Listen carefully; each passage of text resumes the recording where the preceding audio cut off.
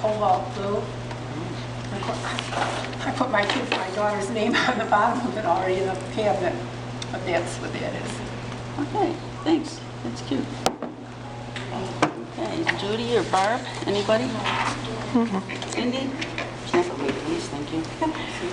Mostly I was thinking, especially in light of the normally warm weather we've been having, I was thinking about the years when we had a great deal of snow. And Mom and Dad, every winter, we had an antique sleigh. We didn't have a horse, and we had just half of a wooden harness for the horse. But Dad had a landscaping business, and he had a tractor. And if in those days they weren't so quick about plowing and salting and sanding, and Mom and Dad would take boxes and they'd wrap them with Christmas paper. So we would go outside early enough and take all those empty boxes out of the sleigh and pile in, and Dad would hook her up and he'd tow us in the sleigh all around the neighborhood. And so that was one of the fun memories when we were younger. Another memory was a winter where the snow was deep enough in the backyard that we were able to create a maze of all different paths that we could run through and have fun chasing each other in. And those days haven't happened in a very, very, very long time. No. So that's snow anymore. so that's some of my Christmas winter memories.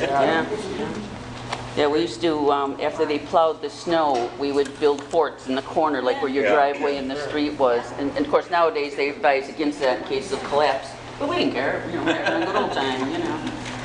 Because there wasn't a lot of fancy, certainly no screens to work with, so you're outside playing, you know, getting fresh air. So, Kathy, did you have something? Nothing? Okay. Thank you, guys. Marilyn, do you have any stories?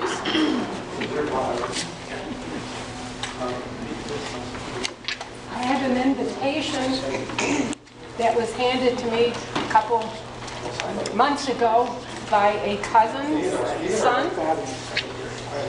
It's a wedding invitation. Mr. and Mrs. Fred Jago request the honor of your presence at the marriage of their daughter, Evelyn Henrietta, to Mr. Hugo W. Gady on Sunday, June the 28th, 1931, at 3 o'clock Standard Time, Holy Ghost Church, Burkholz, New York.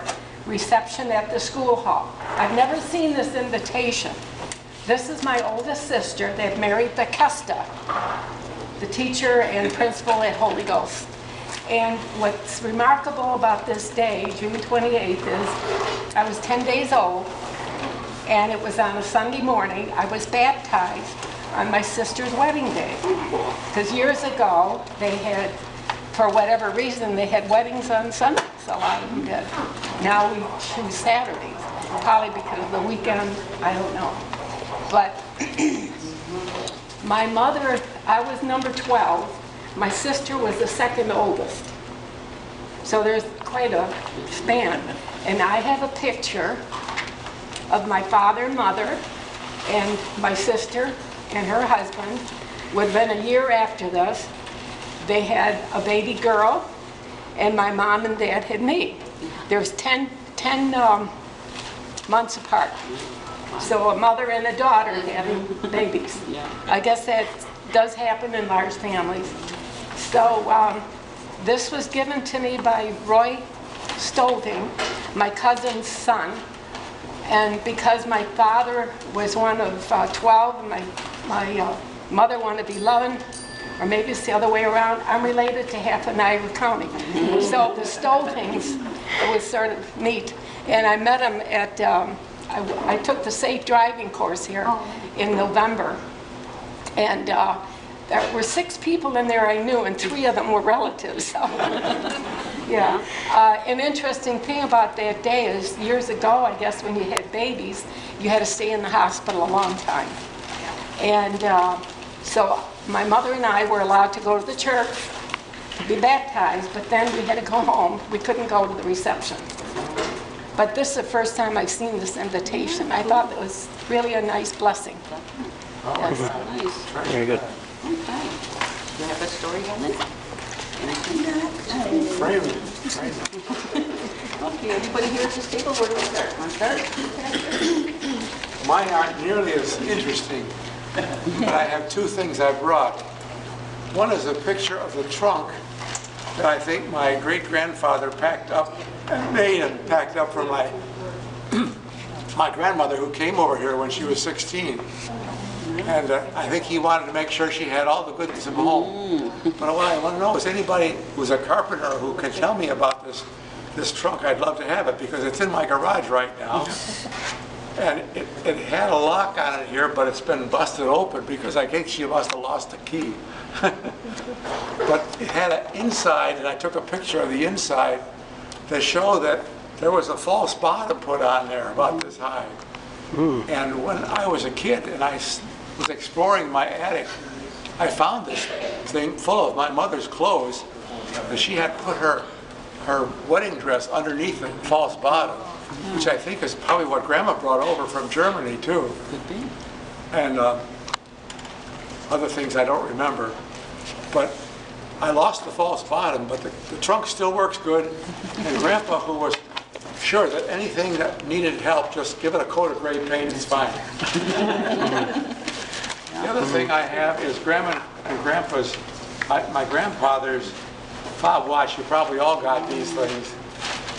But on this one is my grandfather's initials. And when I took it to the appraiser over here, and Yasim was here, if you remember him, he looked it up in his book and he appraised it for me. He said, it was made in 1906. I said, really? That's the year my grandfather and mother were married. And he said, and he looked at his book, he said, she probably paid $25 for it.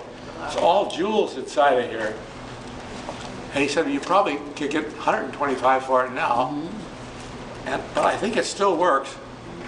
You got to wind it up all the time. But all the pictures I saw of Grandpa had it. He only wore a good suit on when he was special day, like his anniversary. He never had it on. And my hunch is he was a rough old Prussian, and this was too much for him. He just put it away when he got it. You don't think he ever wore it. So that's why it's in such good shape too. So if you want to see an old watch or an old trunk, I'd love to show it to you. Thank you. Dorothy? Yeah, I'm looking for one picture which I can't find, but I will tell you about it. I grew up on Cuba Drive, and I grew up two houses away from Mueller's, Ed Mueller. And you've seen it before. They had the pergola in the backyard that came from the Pan American, and he had homing pigeons in it. And then they had a pond in the front, and they had fish, and that's where I got my love for fish and ponds. But anyways, I was just a little girl then, and my little sister died when she was 3. Well, Audrey knew my little sister, and I think when I was born, I kind of reminded her of her because we're kind of both blondes and everything else. So anyway, when Audrey, I was playing I was at the pond one day, and I'm looking down at the fish, and well, I almost drowned because I went right head over, and Audrey came and fished me out. Well, when Audrey was getting married, she asked me if I would be in her wedding. So this is Audrey Mueller. She married Norman Walk, and her sister Marilyn Mueller was in it. Her brother Milt Mueller, and then Jane DuBois, who was younger than me. She was 5. She was the flower girl. And this is me. I was 7. And it was such an exciting time because I was just little, and they had a chivalry out at Norman Malk's farm off of Lockport Road. And that was a big thing. You had homemade coffee cake, and they had beer, and they had all that kind of fun, but it was just a fun thing. And that was the night before the wedding. And the day of the wedding reception, that was fun because it was at the Plantation restaurant right on the corner. And I was so excited, and my mother says, don't get any chicken on your dress. And I still have the dress. It's pink satin, and it was just adorable. But anyways, I have the picture, and there's a few in here I don't know, so I'll pass it around, and I think some are Millwalls, but June might know who they are. So I will pass the picture around. But anyways, that was fun, and then we did go to their 50th wedding anniversary. And then I have his obituary. But this was the 50th anniversary at the Como. So that's Janie DuBois and Marilyn Mueller and me. And there's Melton and Fern, and a lot of you may know that group. So that was a fun thing. And then, of course, being on Cuba Drive, well, we had lots of neighbors around us, and the Millvilles and everybody else. And of course, I knew June forever, and her parents and everything. And then my grandma was a Strasbourg who was born in Burkholz. And this is her family. Her great-grandfather had the house on Hunt Street, which is still there. And when Marilyn Miller moved, she gave me this because in it has where great-grandpa lived, lived there at that house on Hunt Street. They are And then- refurbishing, they're siding it now. I'm so Are they? glad that I'm they glad didn't they're gonna take care of it. demolish. I was afraid they'd demolish, and it's 'Cause one it's- of the older ones left in the village. It's really old. And the only other thing is my grandmother from here married a Wingert from Amherst. And they were all German too. And these are tin, what do you call them? Tin Yeah, type tin type. pictures. And this is my grandpa. He reminds me a little bit of, what was that guy with the little mustache and Charlie Chaplin? Charlie Chaplin, Oh, he okay. reminds me of him. And of course, I Not only Chaplin. knew him as a little girl, seeing him sleeping in a chair because he was born in 1874. Wow. And of course, I was born until 1942. But these are tin types of him on a bicycle and him. They're just cute. Would they And by any chance be daguerreotypes? I don't know what you would call them, but I put them in here because I was afraid of them getting ruined. Someone told me to use something to wipe it, and I should have never done that because one smeared. But I don't know. I don't know if you can tell what they are in there. But anyways, his is a real interesting life because his dad owned the place in Amherst, which is on the corner of Main and Eggert. And he had a dry goods store, they had a saloon, they had all this stuff, and it was sold to a Catholic church. It was right on the corner, and it's in this book, Amherst. It's right in here. Yeah. He was Henry Wingert. And Sisters of St. Francis eventually took it over. But there was, he served for 32 years on the opposite corner. He was also a postmaster.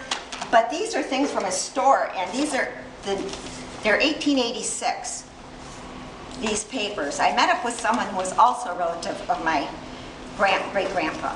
And so these are from all the different feed stores and how much they paid, and it has his name that was paid in full and all that. And they're just interesting because some of the things are, they're nails, they're, Henry Wingert's paid for it, $50. They're just kind of fun. They're kind of big, but he made copies of them for these. But these are from Eggertsville, and this is from the store that was on the corner.